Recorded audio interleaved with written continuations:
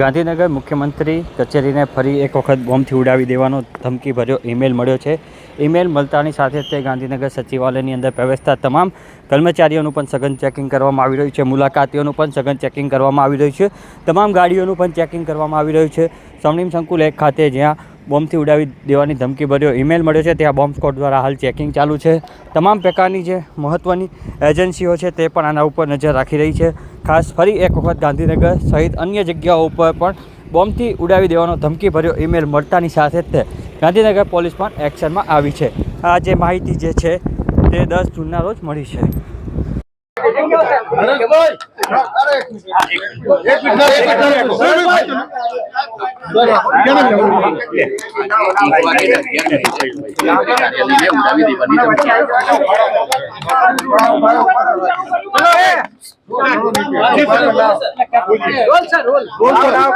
આમાં પોલીસ તંત્ર તપાસ કરી રહ્યા છે।